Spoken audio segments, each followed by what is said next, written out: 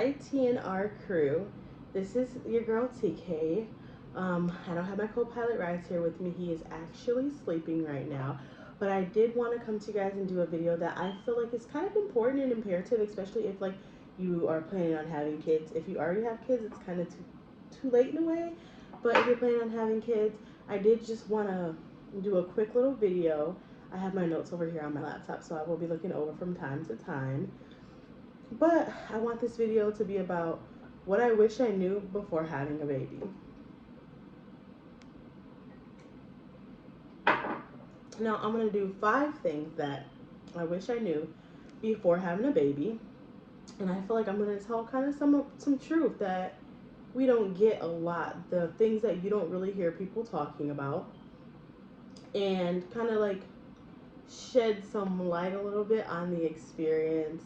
So hopefully your kids are down for bed already and we can get, a little more personal, just us mamas, if you know what I mean.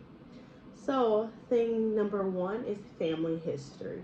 Me personally, I don't have a lot of family history. I did come from a background of adoption, so like I don't have a lot of like biological family history. I don't know a lot of different things that could have possibly ran in my family. I don't know a lot of things that could raise health concerns. I just don't know a lot from that standpoint.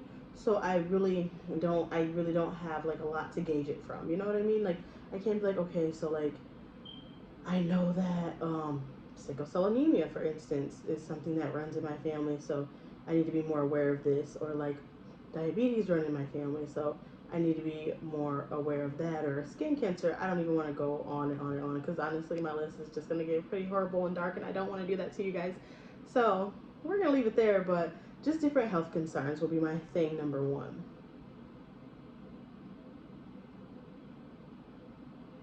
Okay, so thing number two is how I would balance dating slash romance after having a child. For the people who are married, the romance isn't what it used to be once you have a baby. It's kind of like sometimes it's the mom might feel some type of way about just like body image. That's not necessarily the case all the time.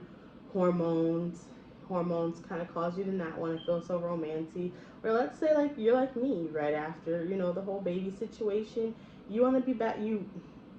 You're expected to be back on the prowl, back on the dating scene. My son is 2, going on 3, and a lot of people, they're like, hey, you're not getting any younger, and I don't want any more kids right now. But if I have them one day, I would, I guess, technically have to get involved with someone, and it's just so hard to balance, the time, like spending the time to go on a date with someone. Let's say in a perfect world, you meet 100 eligible bachelors a day. The want to go on those dates, the want to bring them into your life, the want to introduce them to your child, the want to just get dressed and put on lipstick to just, go see anyone, especially a gentleman suitor. I did not necessarily consider like the whole like aspect of me wanting to date after having a child. And it's honestly not super important. But these are just, like I said, 5. This is 2 out of my 5 things that you should consider before having a child, which would be your romantic life with your partner, or lack thereof, or getting you another gentleman suitor, and the romantic end of that. Let's see. Thing number 3, balancing love isn't necessarily a natural instinct.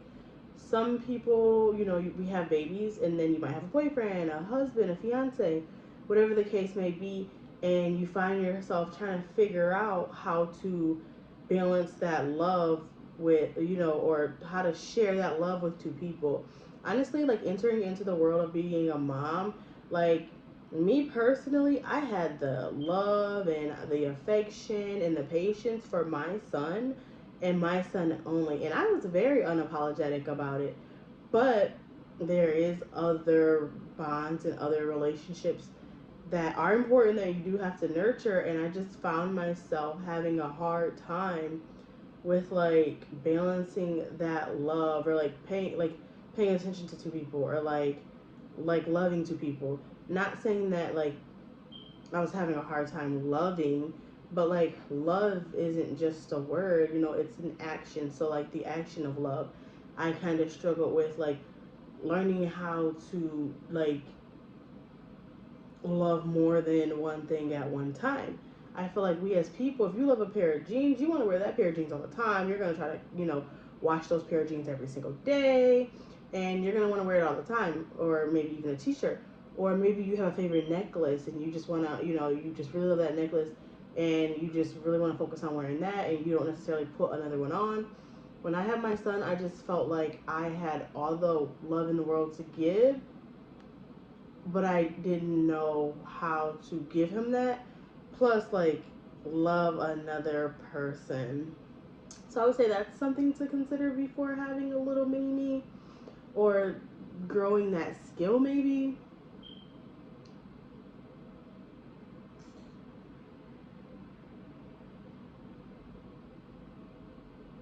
Another one, so I think that was on three. So the thing number four, the thing, so I would say my number four thing of like things to like think about before just having a baby is, why am I having a baby? If you're having a baby because you're trying to keep someone, you want someone to stay, you're trying to rekindle a relationship, then I definitely wouldn't do it. I would try to figure out other ways to reconnect first. If you're having a baby because you want something to love you, it's kind of not like that. Like it's just not like that. So I would reconsider that also. Are you having a baby to get revenge? Kids are a lot of work, and it is very easy for you to become resentful if you're having a baby for all the wrong reasons. Maybe your friend just had a baby, or maybe your friend's pregnant. So you're like, hey, like my friend's having a baby, or my friend's pregnant. Like I want to be like her. Like let me have a baby. Let me get pregnant. You don't want to do that, because the thing with the babies, you can't give them back. They're definitely gonna be with you for a long period of time, forever. So that's a pretty long period of time. So you don't want to have a baby to be like the next person, to stay with the next person, to connect with the next person, to make the next person jealous, or anything superficial. You make the decision to have a baby out of love, and when you start doing it for all these other reasons, there's not love there, and it's something that you can kind of instantly tell. Hence why people, are all like, "Oh my God, my baby made a mess. Like, what am I supposed to do? Like, why did this happen?" I don't know. I can't even think like a person like that. So like, I'm sorry if my example was shitty. Oh, make sure the baby's asleep. But yeah, just ask yourself why you're having a baby, and make sure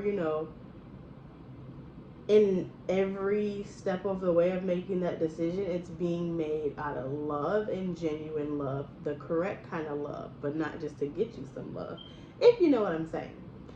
So that was number four. Oh, or was it three? Let me see.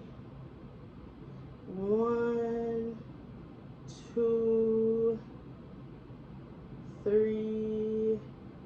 Oh no, this one is number four. So number four, sorry, that was number three. This one is number four. So my number four things to consider would be, do I have a support system? And I think I added this because you really don't realize how important it is to have a support system until you have a child. We would love as women to be able to do everything on our own. We literally just kind of like, there's a whole community of us. We call them feminists. And I'm not saying if you're a feminist, that means that like you think you can raise a baby on your own. I'm just saying we have a whole community of women who could do anything they put their mind to.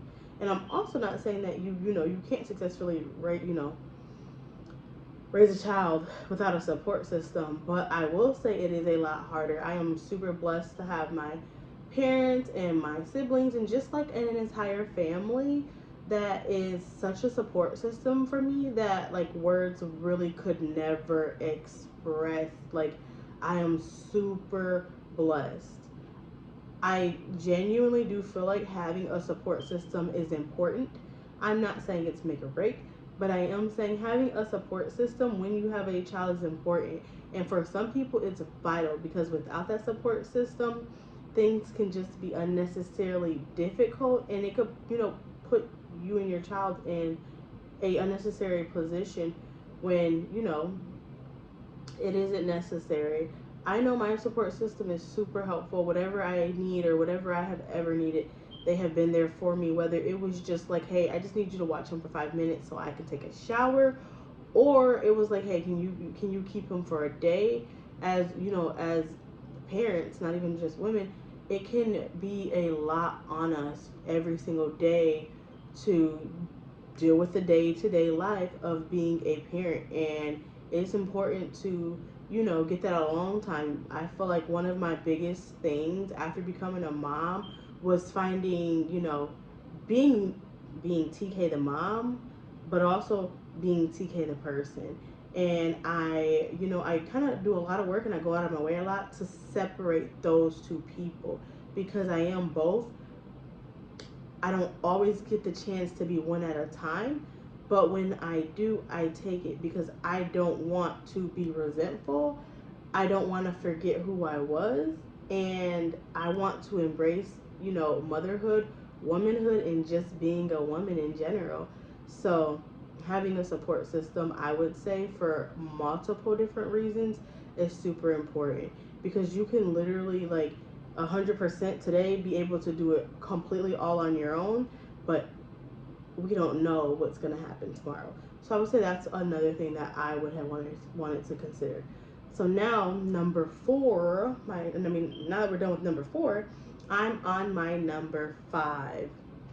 And now that I'm on my number five, I just want to say it's gonna get pretty heavy in here. It's gonna get pretty hot in here. It's gonna get a little dark, and I hate to do it, but it's a big consider, especially, after you have a child and you are, gearing your mind to, it's forever, to think forever. And as women, we tend to think of the worst. And I think my number five for me was, what or who is going to take care of my child? Let's say you have your husband. Let's say you and your husband, you guys die. Who's going to take care of that child? Me personally, it's just me. So I have to think, like, who's going to be able to take on the role of a parent for my son if I die or something happens to me? And I think that is definitely something to consider before having a baby. A lot of people grant people godparents. I know godparents isn't what it used to be, but I know, a lot of people, they make someone a godparent. And I think that's a super good idea. Maybe, like, start analyzing people in your life to see who like that person could be. But it's just definitely something to consider for, like, obvious reasons.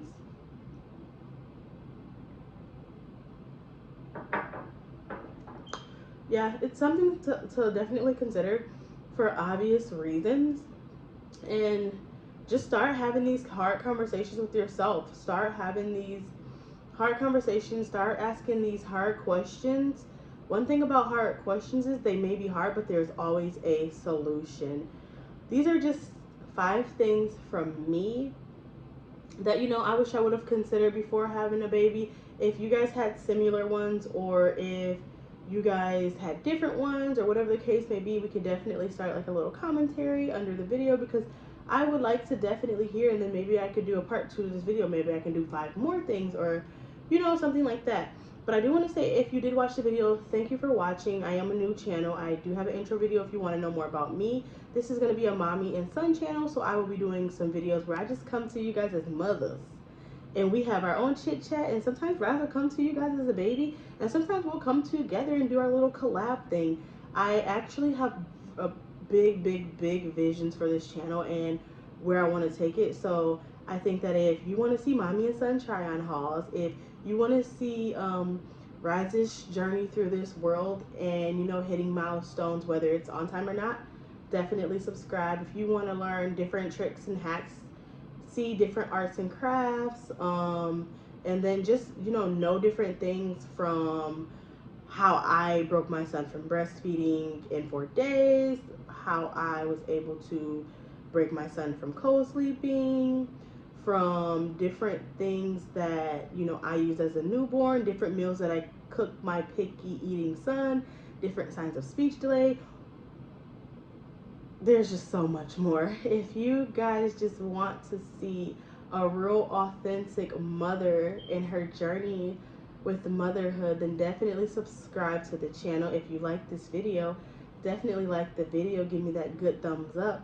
And anything you want to see, or any questions you have, definitely comment down below. But if you made it this far, I just want to say thank you guys for watching, TNR crew, and I will see you with another video, hopefully a banger, and hopefully tomorrow. But I guess you just have to subscribe to see. Peace.